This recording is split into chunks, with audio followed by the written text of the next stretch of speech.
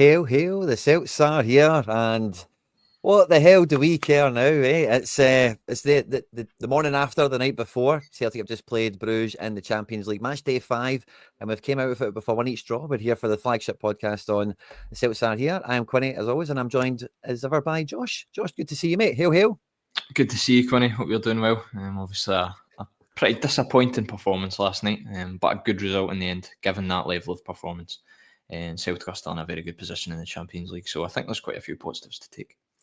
Yeah, it's a funny one, isn't it? Because it's hard to be totally despondent about it, because we still came out with a draw, and as we'll get into in the show today, I think we're both on the same page that the victory was there. We very feasibly could have went on to win this match if it wasn't for a couple of different bits and pieces.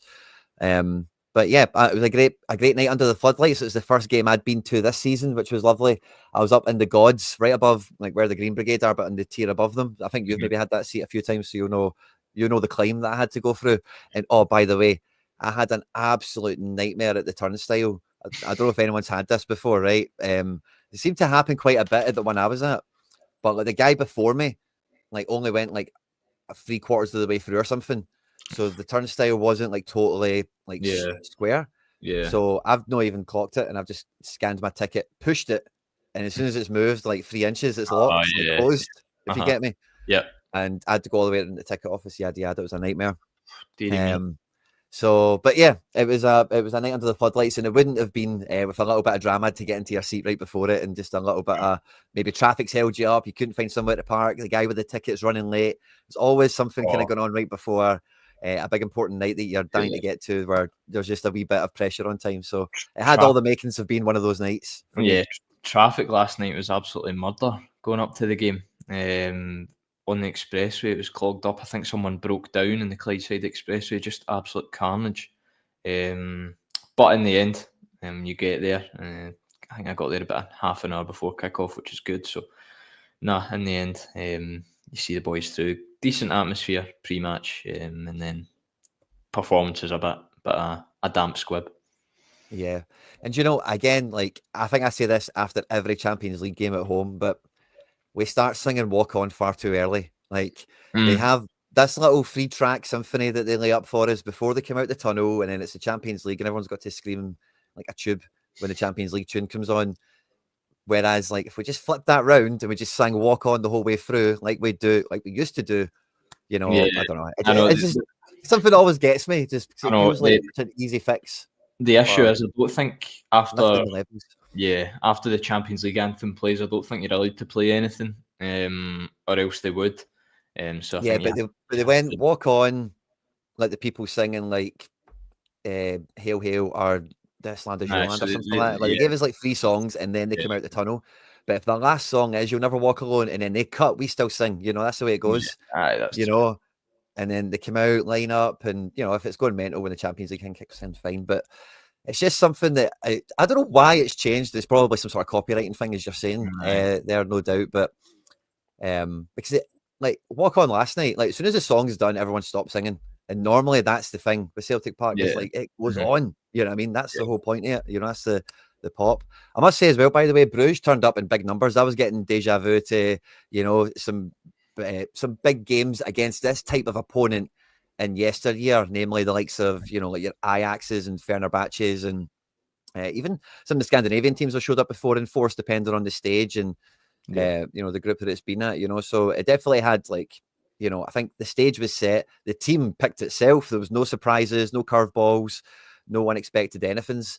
And really from Bruges is the exact same. The predicted teams from the brilliant interview you had on the channel and, the little bit of preview and work that I got up to pretty much nailed the exact team, style of play, everything was kind of covered. So, really where this match goes wrong for us in a big way, Josh, isn't it? The first thing you need to kind of talk about, sadly, is the own goal, is the OG, because that is the first thing that really changes the game state and ultimately is decided the way the points are allocated.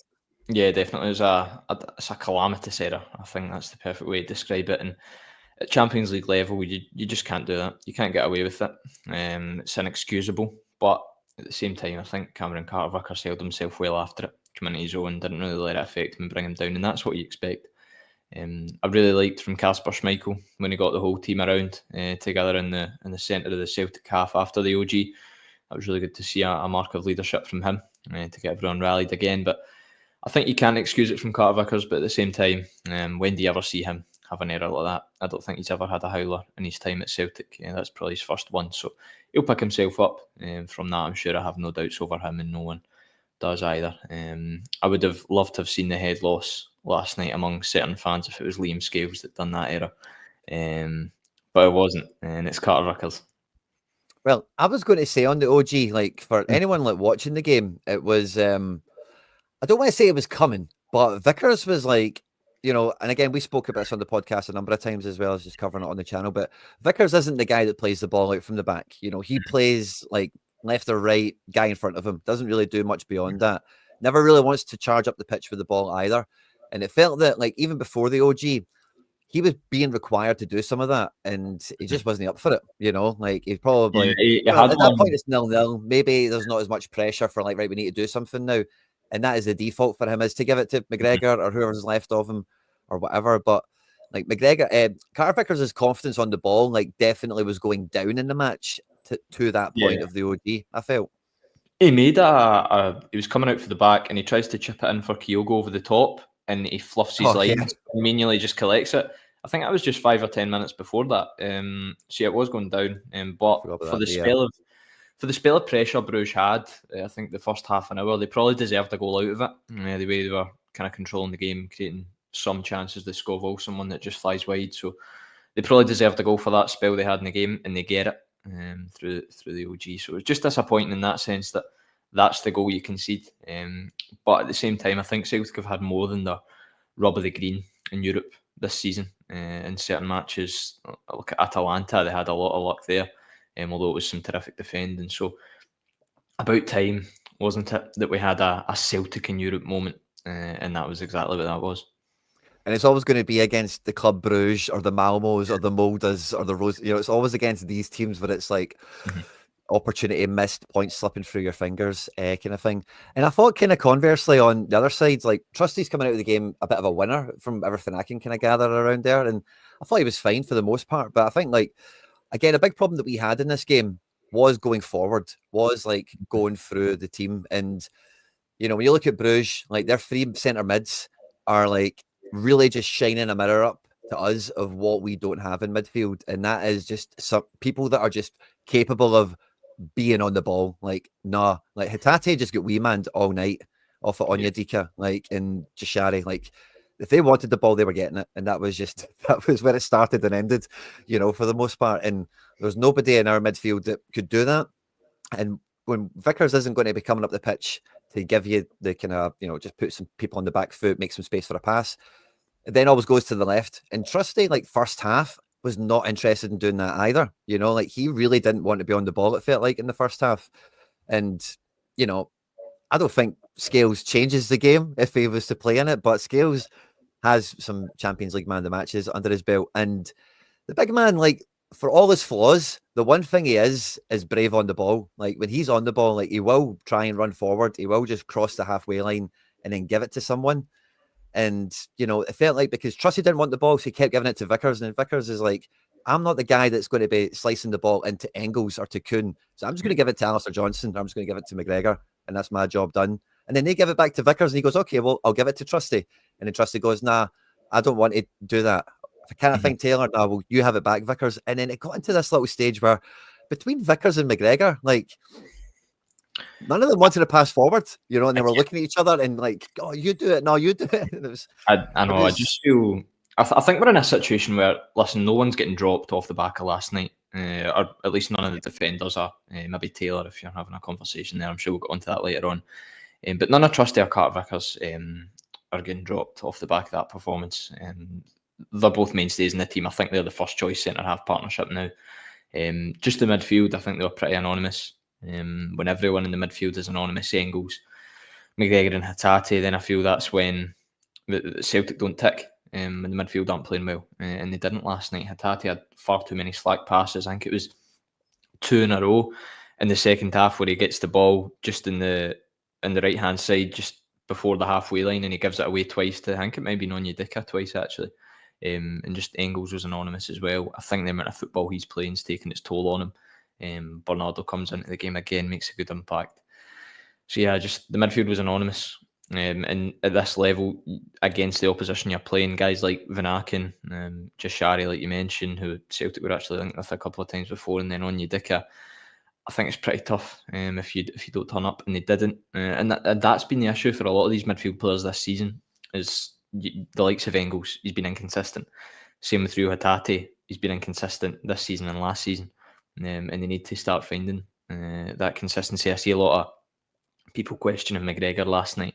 I feel that's quite out there. I don't think you can. I don't think he played particularly well, but people saying, "Oh, anonymous again." Cal McGregor was terrific against RB Leipzig. Cal McGregor was terrific against Rangers in the 3-0 win earlier on in the campaign. People forget how good he was at the start of the season.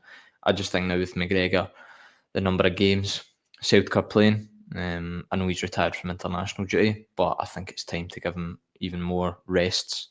Perhaps this weekend is the perfect opportunity to do so, because playing 90 minutes each of these games is going to take its toll on him.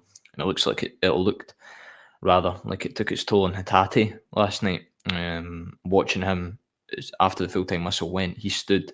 He initially went down, sat down for like 3 minutes in this one position, and then stood up and stood in that same position for another 2 or 3 minutes. He did not move. He was absolutely jaddered, and because you don't see him often complete 90 minutes. But I think that's something the managers try to get into Rio, where you can play him for the full game and he'd not get tired. But last night I felt it was just so poor. The midfield were poor in general, but I'm sure they'll bounce back because they'll reach the levels of Leipzig again in the Champions League this season. I have no doubts.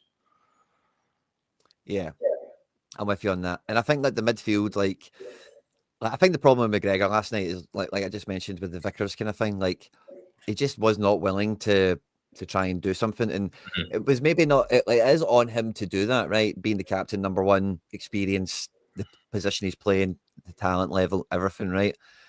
But again, when I look at this midfield and in these types of performances, the thing that always just gets at the back of my throat with this is when the midfield, like you say, it is so disconnected. You know, it was a real, and again, I've heard some people say like it maybe reminded them of Dortmund to some extent, and I can totally see why, because like the midfield was just like abandoned out different areas of the pitch, and it was about like you look at Bruges, right? Bruges' defense, their job is to give it to the midfielders, and then that's it, done. You know, they give it to Onyedika, they give it to Vanaken, they do whatever, and you've seen how high the fullbacks they want to try and play with them out, but with us, the defense can only give it to like Callum McGregor, or they can play it to a fullback. And it's just there's such a lack of an opportunity to have the midfielders actually get on the ball and play with each other. It's always got to be out on one side of the pitch, or it's got to be coming through the middle to be switched over. There's not a quick left from right, or even just straight up the line with these guys working with each other, because they're so far apart and they're so easily marked. Like Engels, like tactically, he's probably told to be where he is in this game, but he was the invisible man. Like, honestly, like I've seen people saying like Roger should have played Engels last night, because that's, did he actually play? Does anyone remember him doing anything? This is the second game in a row where it is like he's the invisible man. Nothing's actually happened. Third game in a row. Go back to Rugby Park before the international break. Of course, pretty anonymous on Engels, but I've no doubt she'll come good. He's only 21 years of age, living in a new country abroad, away from home. He will come good in a Celtic jersey eventually. I just think it's a bit of a bedding in period now for him. I would have liked to have seen Bernardo start ahead of him last night, if I'm honest, but I can see why the manager played him, and I think there was no doubts that he was going to play Engels. But along with the whole team, he was pretty poor. So I don't think you can particularly pick on him. But yet again, that's the third game in a row now he's anonymous. I think he just needs a rest, because he played Leipzig. He started the semi-final, and then he plays Leipzig at home. So that's 2 games. And then he starts at Kilmarnock away. Then he starts twice during the international break for Belgium. Starts again at the weekend at Tynecastle. And then starts last night. I think that's 7-8 games in a row for Arne Engels. He needs a rest this weekend. I mean, you have the squad that Celtic do. You need to give him a wee rest. On the midfield as well, the manager spoke about compactness after Dortmund going into the Atalanta game. The compactness of the midfield, that was apparent there. It was apparent against Leipzig at home. They worked in tandem. and they just didn't do it last night. Like you say, they were a bit stretched all over the place. They didn't seem organised at all. And there were a lot of turnovers in the midfield. I felt like balls consistently being turned over several times. So they just need to be more organised as well going into the next game. And I think they're lucky perhaps not to lose the game. If we take a more positive mindset, which I think you should do given how well Celtic have done this season, I think you can just say that it's a poor performance and you could have lost the game, but you've taken a point, and that's the good thing. From 35 minutes onwards as well, up until probably the end of the game, Celtic had the majority of the ball and they were dominating, but they didn't do anything with it. It's all well and good having possession, but if you're doing nothing with it, then it doesn't matter. So that's where you're wanting your trusties, your Carter Vickers, to take more risks coming out for the back, and you're wanting your McGregors to really take hold of the game. Although he didn't get much help from Hatate or Engels, that's when you're wanting guys to grab the game by the scruff of the neck. But they didn't last night, and I'm sure they'll bounce back. Yeah. I'll just try to catch up with the comment section. It's on fire today, guys, by the way. Fist bumps to everyone on arrival. Please do smash the like button while you're here and get involved in the chat. Let us know thoughts and feelings and all the rest of it. But yeah, the midfield was like totally, like from left to right pulled apart. And again, like Engels is the invisible man here. There was some moments where like when you're going to do that with the midfield, what you're hoping to get is a bit of pressure, is to get some sort of force. And they were way happy to play out from the back. Like they were playing 6 yards out from the back, like right in the 6-yard box. So but our press felt like non-existent, really. It felt like, it felt like, honestly, I've never seen us be so half-hearted with pressing in terms of like how many players are doing it, what player, and how quickly that we were then like opened up from it. It was just so like, we're putting all these players out there in this kind of web thing to obviously try and keep them out. And then if they do play out from the back, like we're close to maybe nicking the ball off them once or twice, but like it was on, and we could have made something happen from there, and we didn't, and it's hard to, I've not fully watched the game back or anything yet at this stage, but it felt like we weren't gaining any advantage anywhere, from playing out from the back. We had no advantage with our shape to get out and try and build an attack. And then when we did get out and build attacks, again, it felt like we were just outnumbered and ended up taking the wrong choice most of the time. Only 3 shots on target for how good. Not that we played amazing, but like we were kind of all over them in a way. Like we were like in control of the game. Yeah, possession was 60-40. You've got to create more chances than you did. That's on the midfield and the forward players. They need to do better. We know that. And I think Rodgers, the way he dealt with it after the game, was very much in a positive mood and a positive tone. But I think in-house, I think he'll recognise a lot of things in last night's game that needs to be better. Like we're pointing out here, the midfield. Being more compact, being more organised in the press, and not letting Brugge play through it as much. So I'm sure he'll recognise all those things. And it shows a lot about the mentality of the team as well. Austin Trusty's comment after the game saying there was an angry reaction in the dressing room after the game because the players didn't pick up the 3 points. So that's what you like to hear. And especially for a new guy that's only come in the summer and transfer deadline day, they already understands that elite mentality within Celtic, that even at this level, you want to win every single game. Although they didn't last night, the point is still positive. This game for me was very winnable. Like Brugge are coming out of this game as well with some plaudits. I don't think Brugge were up to much at all. Like they were just like their midfield 3 were in the middle of the pitch, and our midfield 3 weren't. So see, any time their defence got the ball, I was kind of trying to mumble this out earlier, but whenever their defence got the ball, they could play into midfield, and then from midfield they could then decide what they were going to do with it. Is there a wing backs they're going to play? Are they going to play into the front 3? Are they going to try and hit the striker and have a runner from him? Like they could make choices when they went forward. Whereas with Leipzig, the way the game went, Leipzig ran out of ideas in a stage of the match. Whereas like Brugge, whenever they got the ball, they were always in the middle of the pitch with choices left and right, and it makes, I don't know, people seem to think that makes them look, we gave up midfield and they just could walk into midfield with the ball whenever they wanted to.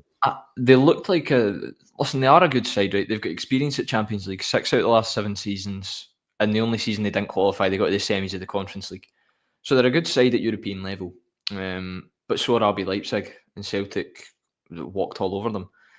So it was just a poor performance that made Bruges look a bit better in terms of the Celtic press not being too organised and Bruges being able to play through that several times. And they looked good in that sense. And they had a couple of chances. Skov Olsen flashes one wide to Kuiper, 1-on-1 with Schmeichel. It's a really good save from Schmeichel. But I still think Bruges were there for the taking if Celtic turned up. And if they did turn up, I think we'd be here sitting on 10 points talking about who we could get in the last 16 playoff, or if we can get to top 8. I think the top 8 pipe dreams away now. But it was always just a pipe dream in general. But yeah, I think Bruges were there for the taking.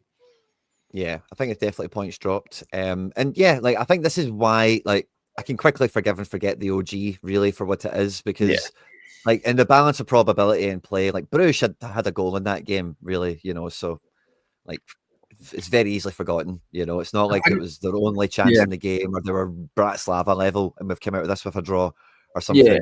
Like they are a good team. Don't get me wrong on this one, but I think maybe to make ourselves feel better, people are making Bruges out to be like a proper like Bruges were so beatable. Mignolet only had 3 shots to deal with in the game, and Dyson, beautiful goal as it was. We've not mentioned it yet. Of course, we'll get to forwards, I'm sure, at some point. But a point is if we get 3 more shots on target, like there's a goal, easy. Yeah, definitely. I think a point is a fair reflection, though, based on Celtic's performance and probably the way Bruges performed. And people saying it's a point gained. You can argue both sides of the argument, to be honest. This time last year, if that game happened 12 months ago, Celtic will lose that game. That's not even controversial to say. They probably conceded one of the chances on the break, failed to open up Bruges, and maybe not even score one themselves, and maybe they'll lose that game 2-0. So you can look at it in a positive sense in that way, that the progression over the past 12 months has meant you come out of that game with a point and you're now sitting on 8 with 3 games to go. And I think you'll get to the magical, the elusive 10. So as much as it could be 2 points dropped, it can be a point gained as well. We just, I think, need to look at it a bit more positively. It's a drop off in performance, yes. That's only going to be natural. You've got 8 games in the Champions League. Not every single one of them you're going to turn up and be absolutely magic. You're going to have drop-offs. Dortmund was one, and this one was another, but you still got a point. And I think come the end of the league phase, when we look back, say Celtic sit on 10, 11 points, say, you'll be looking back on this game and you'll be looking back on Atalanta saying, those points are actually crucial that you got them. But 3 points were there for the taking last night, yes, but at the same time, you still come away with a point, which is positive. See, if you didn't beat Leipzig, so you drew with Leipzig, it would be 2 points dropped last night, definitely. But because you've beat Leipzig, because you've got the point in Atalanta, it allows you to have it can afford you to have a slight drop off against Bruges, which I think was allowed. And I don't think it's all storms, nightmares, and end of the world. I think it's not too bad. Yeah, no, I'm totally with you. I actually had in my forecast for the group stage that we would draw with Leipzig and beat Bruges. So you took the words right out of my mouth there. Having the results the other way around, really, in the grand scheme of things, who cares? We can move on quite quickly in essence from it. But it's definitely not a game that I don't think we discount, and there's not anything to take from it or the rest of it. There's been a lot of chat. We've kind of went from defence to midfield already, but I'll just mention him at this point because he is really one of the key players that we're paying attention to in these matches, because this is the sort of match that he has to be of the level for, and that is Greg Taylor in at left back. Now, I thought Taylor, and again, from where I was sitting, everyone's got their own view, their own perspective on things at the best of times, but I don't think Taylor was that bad for the most part, but I do think Valley was just so much better, actually night and going day forward and doing stuff. And maybe there's it's hard to really say with proper conviction just from the seeing the match the one time at the moment. But I thought they tried going down the line with Skov Olsen a few times, but it's normally teams, if they fancy going against Taylor and Scales historically, that's been the pair, then they really go after it. But Bruges didn't really do that. They did go down that side a few times, but the left backs was getting on the ball quite a bit, and they were quite happy to play either side. There wasn't oh, that's definitely a weakness, let's hammer that side, So I don't think it was all that bad from him. But I think Valley just showed you what you're missing a little bit. The step up in level when Vi came on for Greg Taylor was stark, and you see that when Vi sets up a goal within about a minute of being on the pitch. Lovely ball into Daisen Maeda, and he made a decoy run even a minute before it, 30 seconds before it, that Maeda could have easily slipped it in. So the step up in quality when Valle comes on the pitch is clear to see. He should be starting from now on. I think there was a case to start him last night as well. Taylor, I thought he was pretty poor in the first half. There's a series of headers where it was kind of coming up the line. There's an easy header option into Maeda Hatate, and he gets it all wrong and puts out for 2 throw-ins in a row. Passing wise, he was sideways, he was backwards. I think I was looking at the stats. I think he only made 1 or 2 passes into the final third the whole game. Maybe someone can correct me on that. So I don't think he was great at all, Taylor. And maybe Valle coming on just makes him look even worse, because Valle was that great when he came on and made a really good impact. But yeah, going forward, it should be Valle that starts. For me, a lot of people forget how good Valle was at Atalanta away. It was terrific that night. Played really well in the semi-final. And he's always done himself proud when he's played. I think the only bad game he's had was Falkirk, when everyone was bad. I would perhaps even tend to agree with that. GT and Engels shouldn't have started, and it could have been Bernardo and Valle, but it's all if buts and maybes at the end of the day. I'm sure the manager will. I think he'll probably drop Taylor and Engels at the weekend, and it will be Valle and Bernardo who'll start at Ross County at home. So he'll learn from that. And Valle should play from now on for me.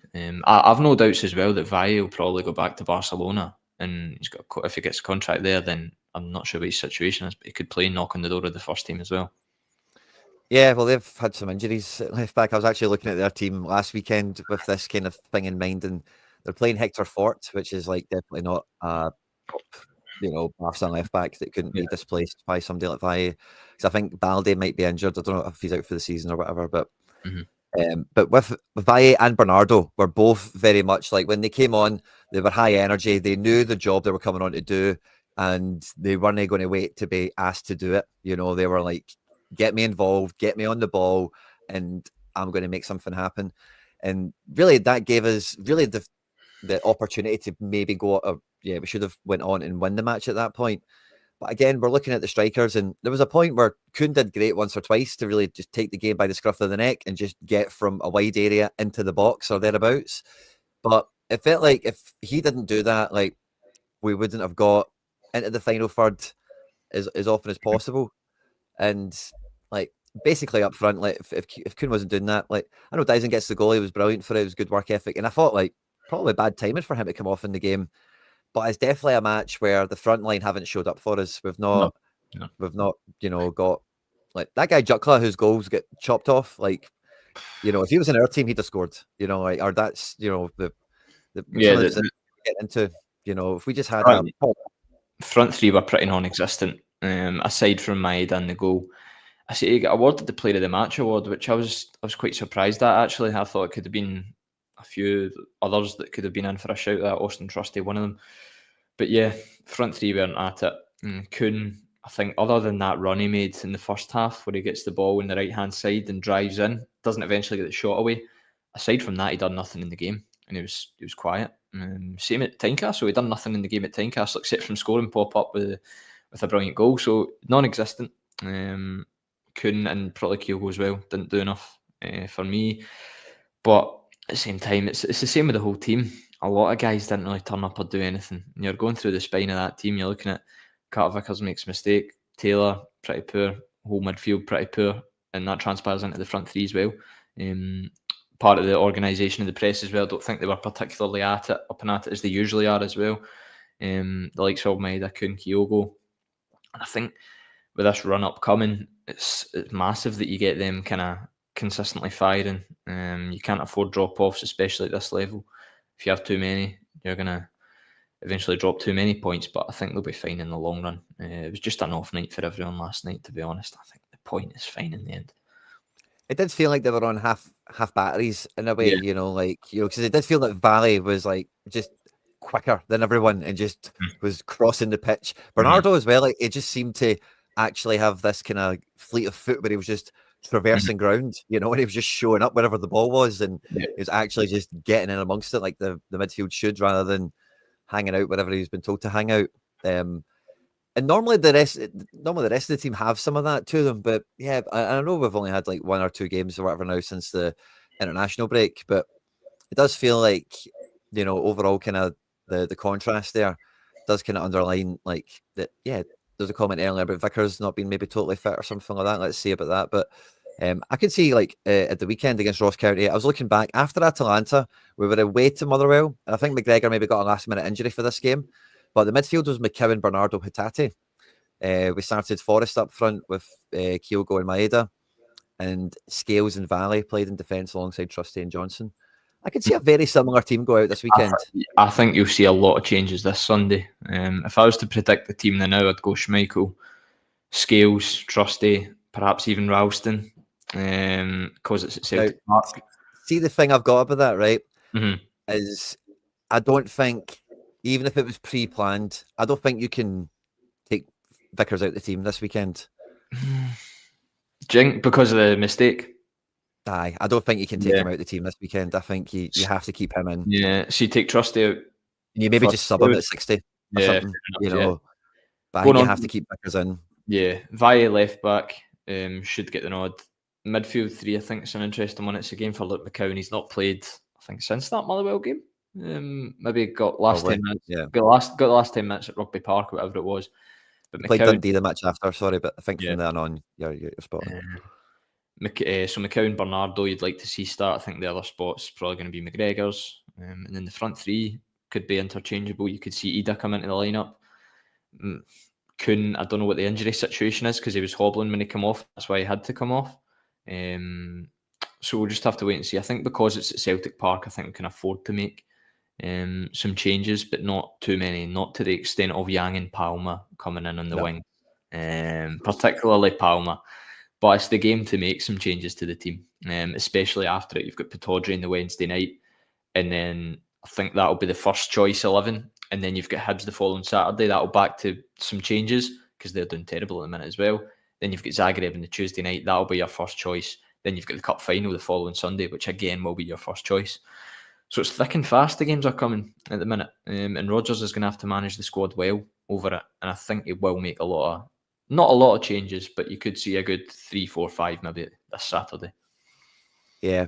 So as much as like I do think this is a game's Scales is probably penciled in for, you know, as well. So Trusty maybe necessarily doesn't need the rest. He's not like he's taken a few bangs in the last couple of matches and charged on through it. He has been a bit of a warrior. Don't get me wrong. I think just first half, he was just not willing or not up for it or whatever, or just told not to, whatever. But he didn't really do anything. Second half, he kind of stretched out a little bit more, and we've seen a much better kind of set up from the team maybe as a whole. But he was much better second half. But taking him out for the game doesn't harm his confidence, doesn't then raise question on his status or anything as well. So it could be, I can see it maybe being Vickers and Scales. I think Valle has to come into this, but does that mean, then, because we've seen this before with the left backs at some point, I forget when it was, or was it another position? I forget, but we've seen it recently enough with Rodgers anyway, that he did have like midweek and weekend rotation for somebody recently this season. I forget who it was. Was it Dundee at Celtic Park? I think it was Dundee. Because that's Dundee the game. Celtic Park. Taylor came back in. That's the game he brought in Yang and Palma on the wings, I think. Ralston played right back. Johnston comes on to score. Engels scores a penalty that night. Made quite a few changes. Yeah. If I remember correctly. I forget when it was, but then I think like if we get Valle playing Ross County, do we then get Taylor playing Aberdeen? Is that the plan? You know, I'm just kind of scrolling back through. I can't really work out what it is. Doing it quickly, but I'm sure that's happened earlier this season where we've seen some sort of kind of pattern between midweek and weekend. Maybe it might even been Bernardo at some point this year, or Engels or something. Because again, the Motherwell game, Engels came off the bench. That was off the back of Atalanta. Could very much see Engels be dropped for this game, and it be kind of like in the pattern, you know, of his minute management, whatever he's under, especially with his recent loadout. So, and I don't think he would really suffer as much from that. But I think Vickers, like, I think you have to keep him in, like morale-wise. You just keep him in and get him off after 60 or something. Yeah, I think that could be the case. Or just the only thing that would be raised if Vickers didn't start would be the whole media, the fans, everything. They're saying, oh, he's dropped him after the mistake. But I'm sure if he drops him, Rodgers will have a conversation with Carter Vickers behind the scene. He's a very hands-on manager who say, listen, you've got a bad injury history. This is a game where we can afford to not have you in the team. I'm not dropping you because you've made a mistake. I'm dropping you because I need you for Pataudry, and I can't afford you being injured going up there and having to play Liam Scales. So I'll bring Scales in for this game, keep you in the sidelines, keep you fit, fresh, and you're coming back in on Wednesday night. So I think that could be the case. But at the same time, like you say, there is an argument that perhaps you don't want to drop him for the confidence side. But I think Rodgers could have a wee chat with him one-on-one at the side and say, listen, you're fine, everything's all good. I'm just dropping you because I need to manage your minutes because you're injury prone. Yeah.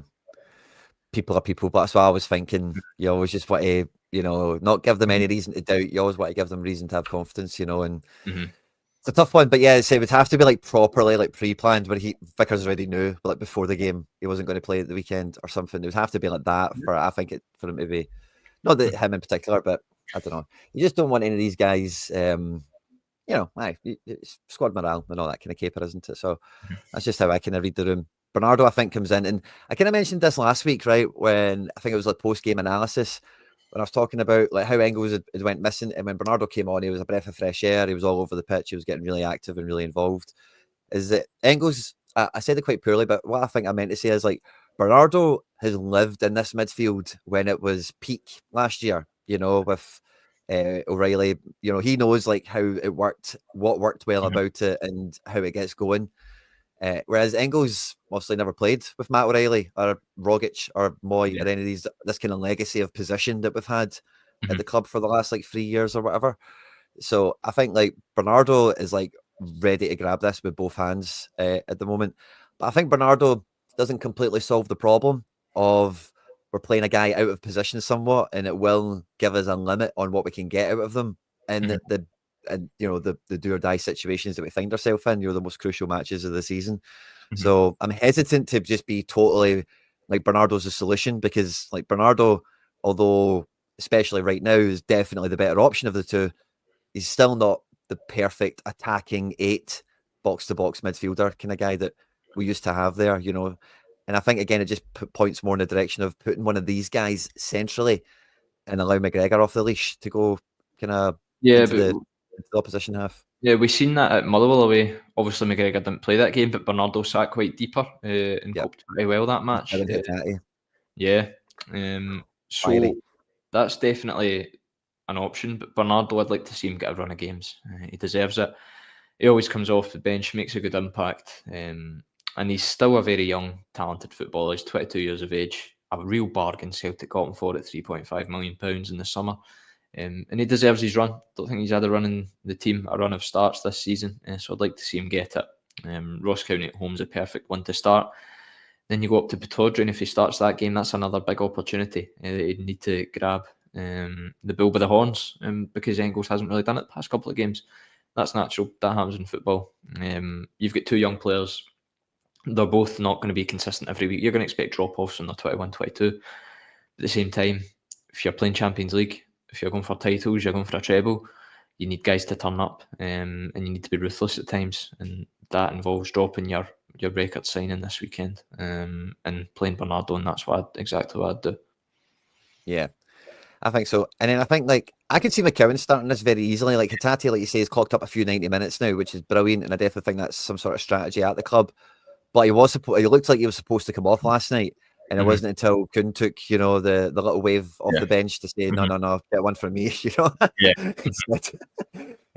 So I could very feasibly see Hatate just like going to give us a chance here, boss, at the weekend, and McCowan, again, very similar to Bernardo. I could see starting this game, but you said yourself, and we had the comment up, we've still got a comment up, can't make too many changes, but there is like a genuine case for making like 6 changes to this team. Yeah, I think on merit. Especially because it's at home at Celtic Park. See, if you're going up to Dingwall to play Ross County, totally different story. Really tough game up there. But I think at Celtic Park, Saturday afternoon, 3 o'clock kickoff, especially after the drop-off in performance midweek, it's not just that you need to make the changes because of the rotational side of things and the volume of games Celtic have got. You're making the changes because guys midweek didn't play well. You're bringing in Alex Valle because he comes off the bench and sets up the goal, and Taylor was poor. You're bringing in like McCowan and Bernardo in the midfield because Hatate and Engels were poor. You're perhaps starting Adamida because Kyogo was non-existent. That's what, 4 or 5 changes straight off the bat, and that's not just based on rotation. That's based on merit, like you say. So I think that's what the manager will look at, and I think he was going to make those changes anyway.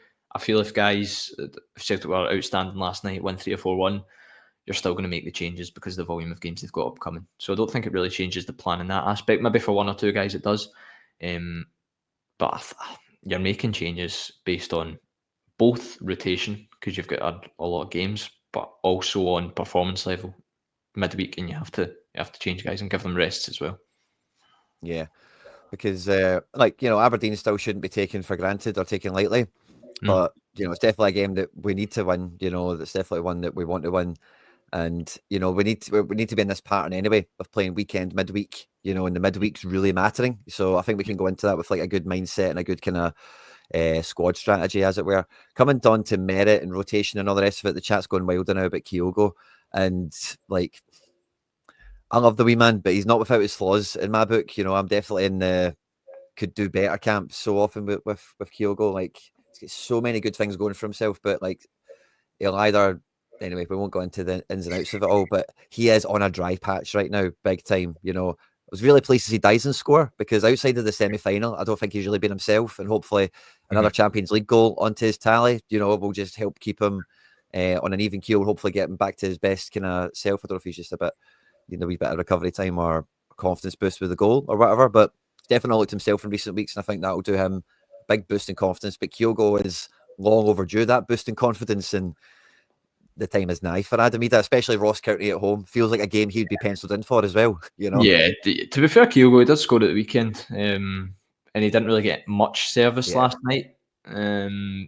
Celtic didn't really create any opportunities, and he's a striker. He can't just go and create the chances for himself. But at the same time, you're looking for a wee bit more. Even the one where he goes 1-on-1, even though it was offside, you'd expect him to put it away. He's not been razor sharp as he usually is this season. But listen, he's Kyogo. He could go and score a hat-trick at Pittodrie, and you wouldn't be surprised. And we're all sitting here singing his praises. So I don't think he's past it. Nothing like that. He's just an aging striker. He's coming up for 30 now. His peak years are kind of behind him. And exactly, the running Kyogo does pressing defenders. He run himself into the ground. That Leipzig game, even though he didn't score.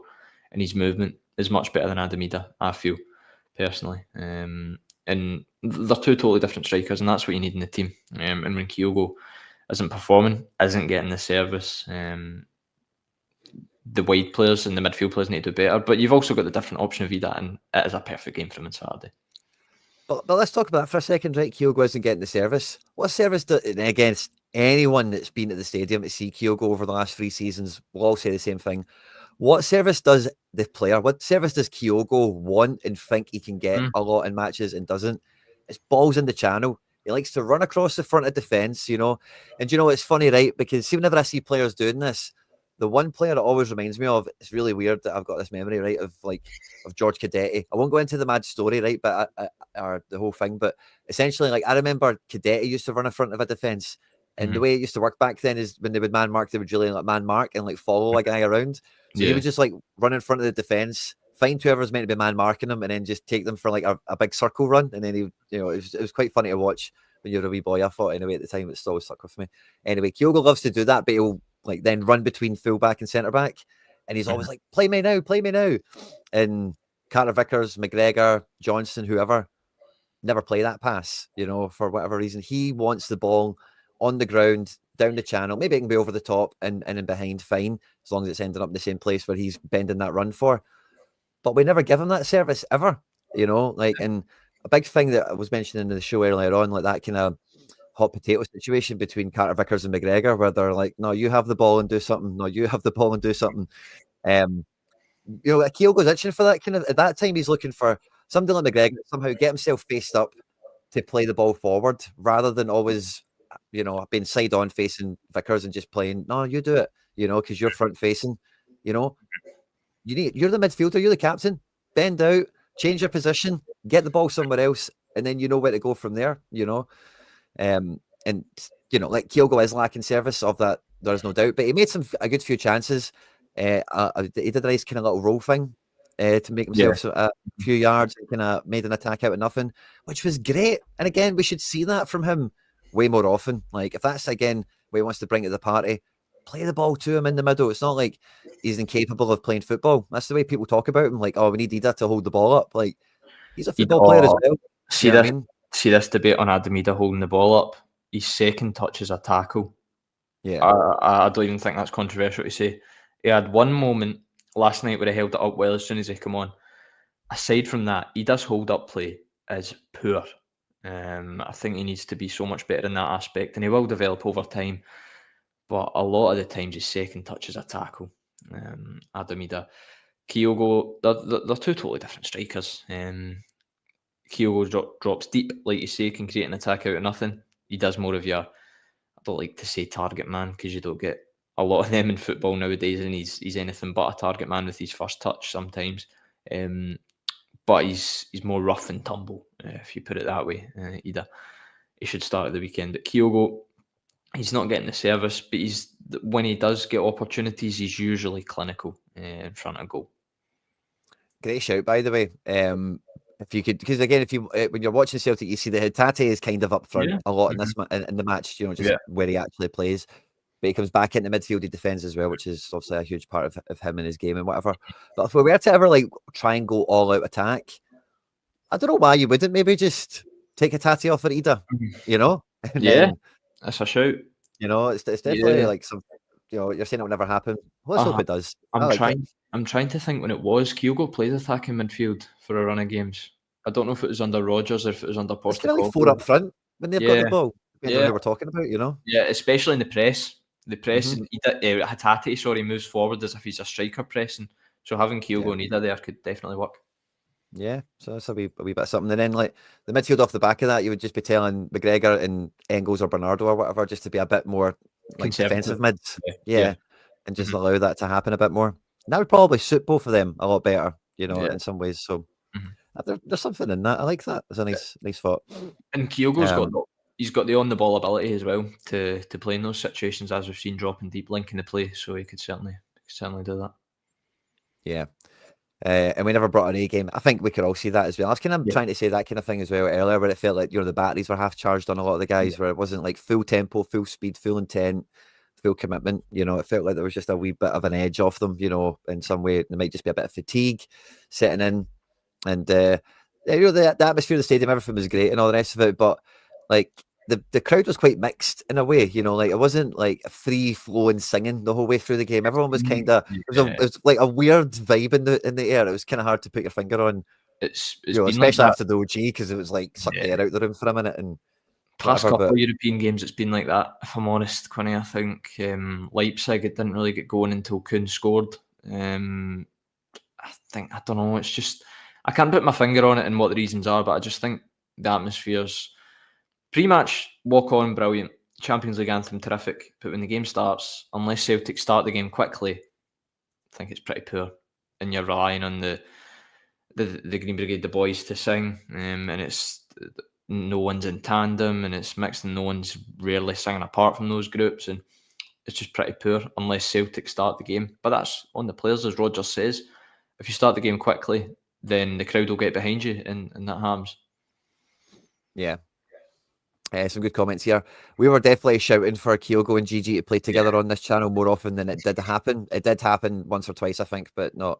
You'd have a great memory if you could remember what game it was. And Christy, Lazio, I would agree, felt worse than this 1,000%, because we never got any freaking points from it. And it does feel like, and again, I said this in my tweet last night, like if this is us, in a bad, we really didn't turn up in a lot of ways in this game. We made that Celtic in Europe error that comes to us once a season. Thankfully, it's not going to result in a suspensions for anyone. No one's been sent off as a result of it or anything, which is nice for a change, or got injured or whatever. But for all that to happen, and we still come out with a draw, against a team that when the draw was made, like having watched the game, I'm very disappointed we didn't win it. Seeing the team in front of us and seeing what we brought to the table, I definitely think like the win was there for us. But when the draw was made, like if you said you have to take a draw at Bruges, you'd have probably hucked it up and gone with it, Listen, looking at it on the whole, 8 points from the first 5 games. If you'd have offered anyone that before the league phase started, I'm sure they'd have bitten your hand off. So Celtic are in a very good position on the whole in the Champions League. I think football meets data on Twitter, quite a reliable account, has given Celtic an 87% chance of making the last 16 playoff. So it's not at all panic stations. It is a point gained last night, although the performance could tell you it's 2 points dropped. Love Dyson scoring to shut the boys up just before. Exactly. When this pass, or when he refused to make the pass to Alex Valle, I genuinely said, calm down, when people were about to go mental at him. And he takes it inside, nice little Cruyff turn, bang, posting in. Brilliant. I definitely had a similar experience. I don't know what it was I said, but I definitely, when the play was going and people were like, no, it's fine or something. I definitely had a very similar kind of thing through the match, because I have that memory as well. It's a great finish. I had a great view from it as well. The replays do it a lot of justice. It's a lovely goal, and great to see. I think Maeda plays the game at the weekend. He is Duracell Dyson, I hear people calling him these days, which is a great nickname. I think he's probably like Kun had a few moments in the match where he got the ball and he said, right, I'm going to do something with it. But like we've mentioned already, outside of that, kind of rather absent. There's maybe a case for him. I would expect him to start this game at the weekend. But again, Forrest hasn't started in a while. I think it'll be Forrest. Brought a lot of ball retention when he came on actually last night. That one in stoppage time where he cuts inside, I was screaming at him not to shoot. Because we've had that experience before where Forrest shooting and it goes right into the Jockstein lower stand. But I think it's a game for Forrest at the weekend. And that'll be one Rodgers probably earmarked as well for him to start. Kun, just interested to see how that injury is, if it's a bad one, because no one asked about it after the game in the post-match presser, reading all the transcripts and everything. So hopefully he's all right, because he asked to come off. He was kind of feeling his Achilles looked like maybe calf, something like that, and he is quite fragile with injuries, I feel, Kun. With that strap on his knee several times before. So hopefully he's not too bad. But Forrest, for this game, you can trust him. Can I make a wee confession? On you go. I just had a wee flashback to last night as well. See, when the fifth sub was getting made, I couldn't tell from where I was sitting who it was, and I secretly hoped it was Palmer. Oh, Quinny. I thought, if someone can shoot from outside the box, we might win this. True. That's true. I couldn't tell who it was. I'm like, see if it's Palmer. Fucking give him the ball, man. The Lewis Palmer redemption arc would have went crazy last night if he scored the shot. If Lewis Palmer scored the winner last night, after not even watching the game at Tynecastle, he'd have went to the Celtic fans and shushed them, his own fans, if he scored the winner. You can't believe it. I don't think you'll see him in a Celtic jersey again. No, probably not. But yeah, had to share that one. I wouldn't be able to sleep with myself. I wouldn't be able to sleep myself in the mirror. However you say that expression. But yeah. The game overall, I don't know if there's any. Do you know, it's really funny. There'll be a B team analysis video out on the channel as well in a couple of days. I'm having a few issues with the camera again, getting the files off, but it'll be there eventually, guys. Bear with us. But the Hoops won 1-0 in that game. We won't give anything away, but certainly that's 2 games in a row. Leipzig and Bruges, maybe even Bratislava could sell 3 of them. Have been really strong precursors into the game that actually unfolded that night. We beat Leipzig 3-2, if anyone doesn't know, and then at night time it was a 3-1 victory for us. Yesterday 1-0, and last night, barring the OG, it kind of was 1-0, wasn't it? Yeah. Well, hopefully when they again, no spoilers, a lot of parallels in the matches. Again, so I definitely recommend to anyone, if you can be around there was only one left, isn't there? There's no home games left because it goes to 6 match days, the Youth League. Does it? Finishes at 6, so they've only got 1 game left. It says Zagreb away. So hopefully that can be another precursor. But I think they're almost there. The Youth League works in the top 22. So if they finish top 22, they go into the last 32 because 10 teams from the domestic champions path join. League winners for the under-18s from last season. Interested to see how they continually progress, because they're doing really well this season. Yeah. Well, if you get a chance later this season, depending on how the qualification goes and all the rest of it, to make it down to Lesser Hampden City Park Stadium, whatever they want to call it, Queen's Park's Place, to watch the game. Highly recommend it if you've got the afternoon and you're free to do so. Standard of football's pretty good. It's always well kind of attended, and Bruges like had a lot of parents with them on this travel, and they were all like sitting in front of me and see like when the game was like quite tight towards the end and all the rest of it. Like there's always banter, you know. There's always this like chorus of school kids like singing. You know, like I don't know if some school goes there on a trip every lunchtime or something, but it's always a good like little kind of afternoon out, especially if you're going to the big game at night. It's a great kind of appetizer in that way.